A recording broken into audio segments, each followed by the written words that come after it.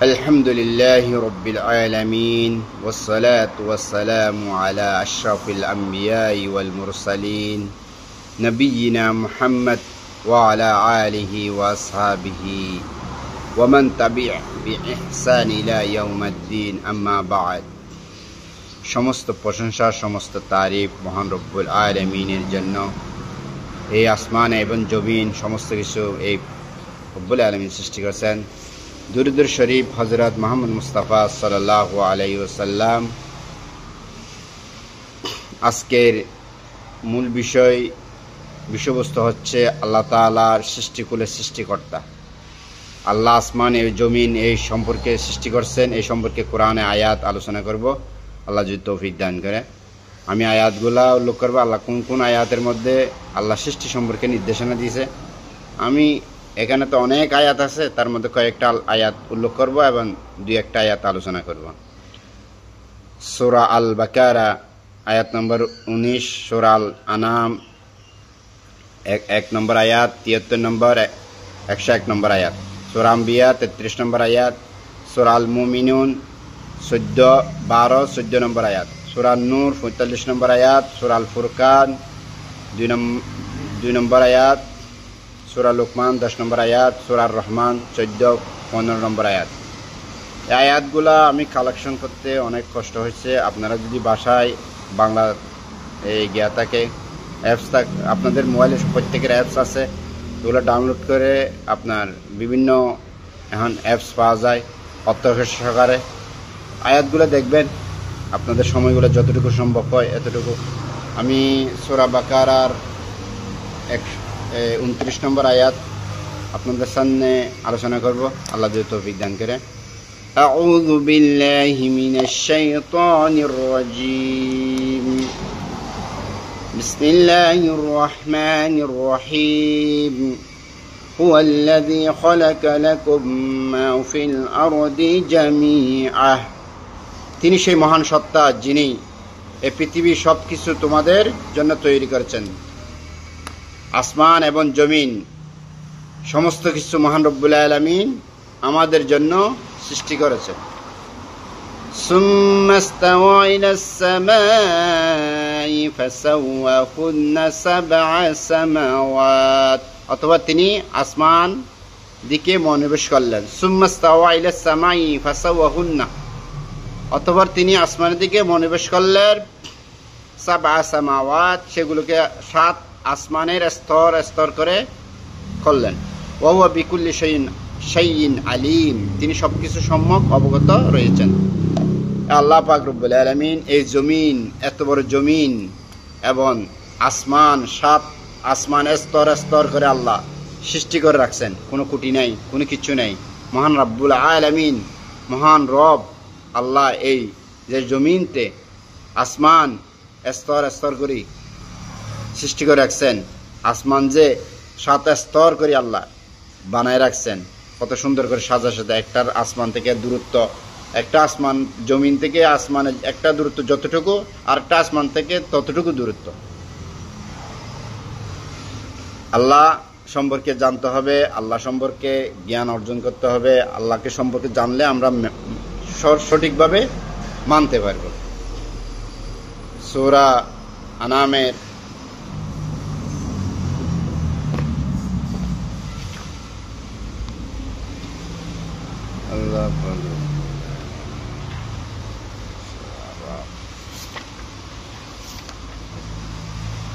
সূরা আনামের 1 নম্বর আয়াত থেকে শুরু করব। আউযু বিল্লাহি মিনাশ শাইতানির রাজীম। বিসমিল্লাহির রহমানির রহিম। আলহামদুলিল্লাহিল্লাযী খালাকাস সামাওয়াতি ওয়াল আরদ। সমস্ত প্রশংসা সমস্ত তারিফ মহান রব্বুল আলামিনের জন্য।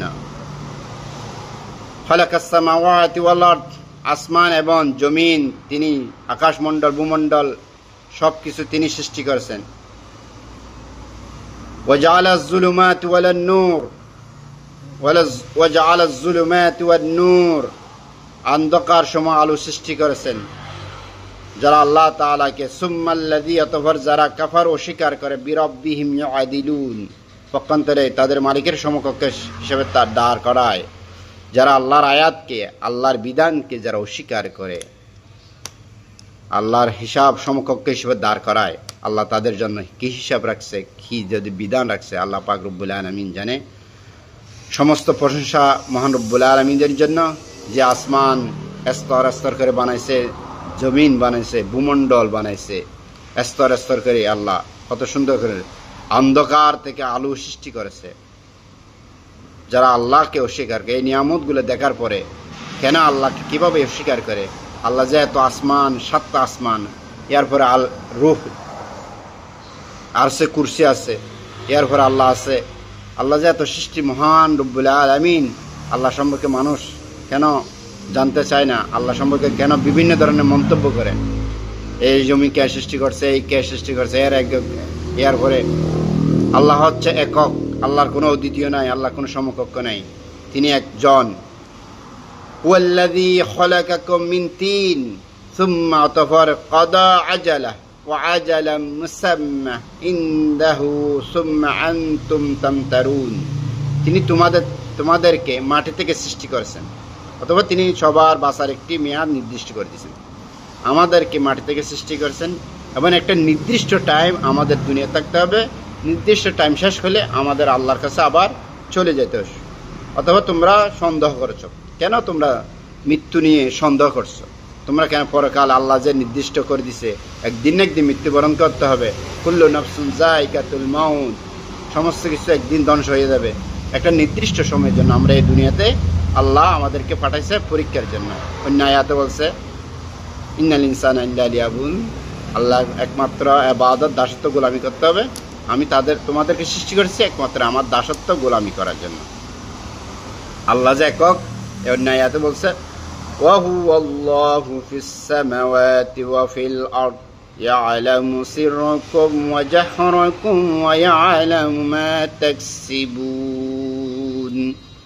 আসমান জমিনের সর্বত্র তিনি হচ্ছেন একমাত্র আল্লাহ।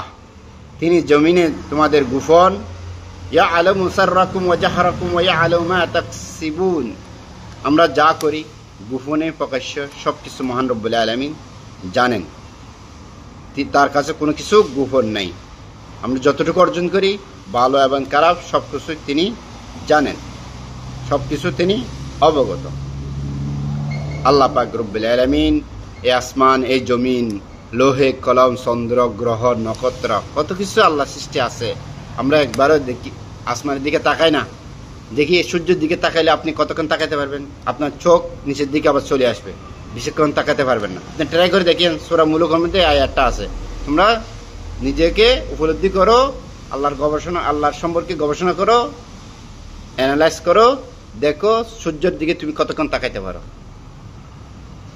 1 মিনিট তাকাইতে পারবে না, চোখ নিরহ হয়ে নিচের দিকে চলে আসবে। আল্লাহ যে মহান রব্বুল আলামিন সৃষ্টি কুলের মহান রব, আমাদের রিজিক দাতা, পালন কর্তা, আসমান জমি সৃষ্টি করছেন, লৌহ কলম সৃষ্টি করছেন।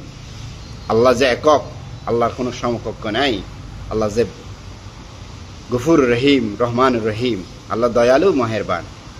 আল্লাহ পাক সম্পর্কে জানার তৌফিক দান করে আল্লাহ যাতে আমাদেরকে আল্লাহর প্রতি বিশ্বাস, ইমান, যথার্থ আনার এবং মানার তৌফিক দান করে। আসসালামু আলাইকুম ওয়া রাহমাতুল্লাহি ওয়া বারাকাতুহু।